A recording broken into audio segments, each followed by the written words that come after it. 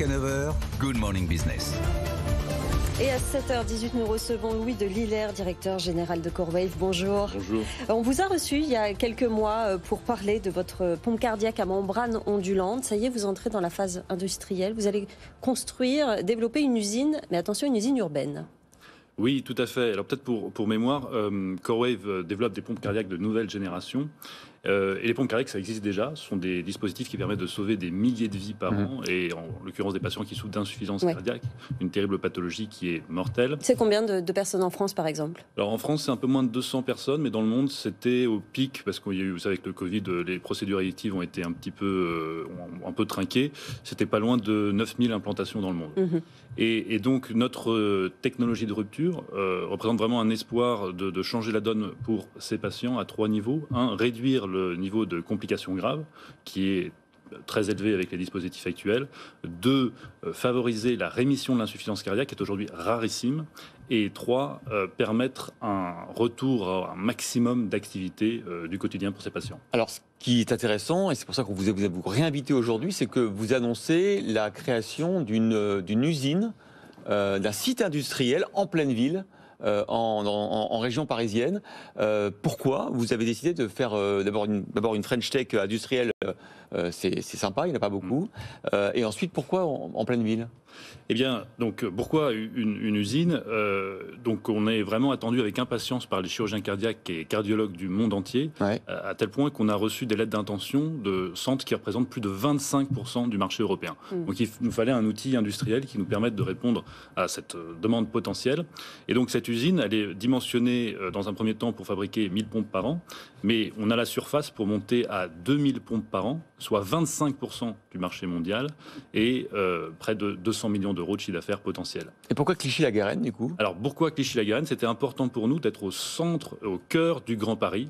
Alors, pourquoi au centre, au cœur du Grand Paris? On voulait avoir toutes nos équipes sous le même toit, c'est-à-dire les ingénieurs, les techniciens, etc., pour une question d'efficacité, pour une question de cohésion d'équipe. Et une fois qu'on a dit ça, le Grand Paris s'est imposé comme une évidence, parce que c'était vraiment le lieu pour rester attractif par rapport à nos équipes.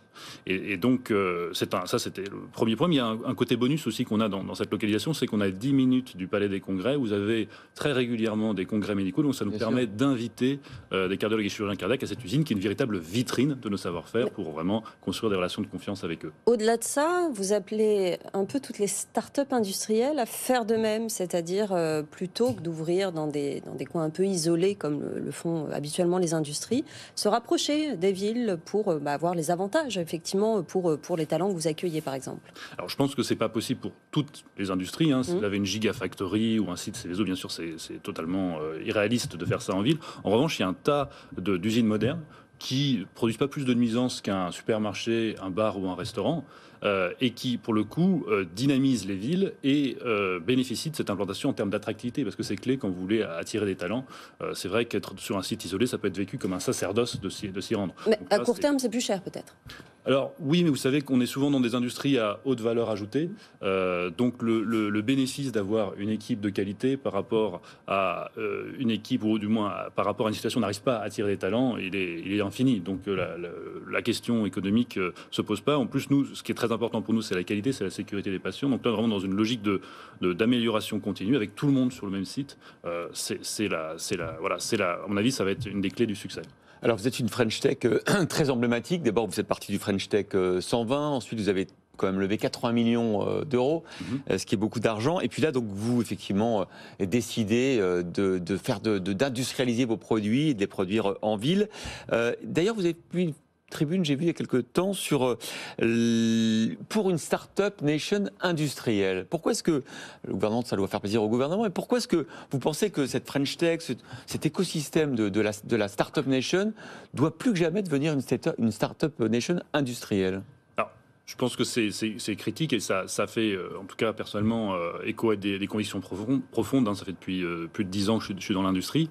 Et pourquoi? Parce que je pense que c'est des sociétés, des structures qui peuvent vraiment transformer des marchés, qui peuvent prendre plus de risques, qui ont une agilité en plus. Donc ça, c'est la start-up. Ouais. Et puis, on a eu la démonstration brillante, alors c'est l'exemple le plus connu, c'est Elon Musk avec Tesla et SpaceX, qu'il est possible de faire des start-up industrielles et que pour le coup, ça change vraiment le monde. Donc je pense que c'est face aux défis du 21e siècle qu'on a devant nous.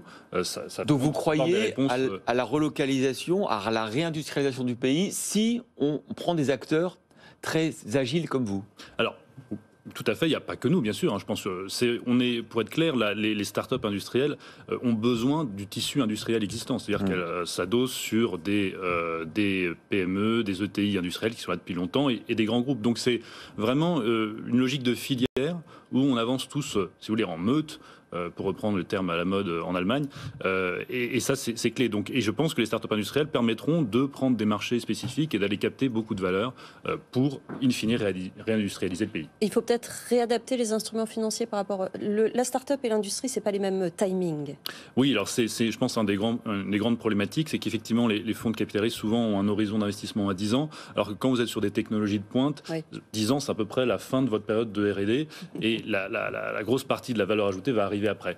Donc, effectivement, je pense qu'il serait utile que à la fois BPI France ou le Fonds européen d'investissement, qui sont vraiment un peu la clé de voûte du capital risque en France et en Europe, poussent pour des fonds qui soient plus longs ou ce qu'on appelle des fonds evergreen, c'est-à-dire sans horizon de sortie particulier. Alors vous parliez de 10 ans, vous étiez fondé en 2012. La première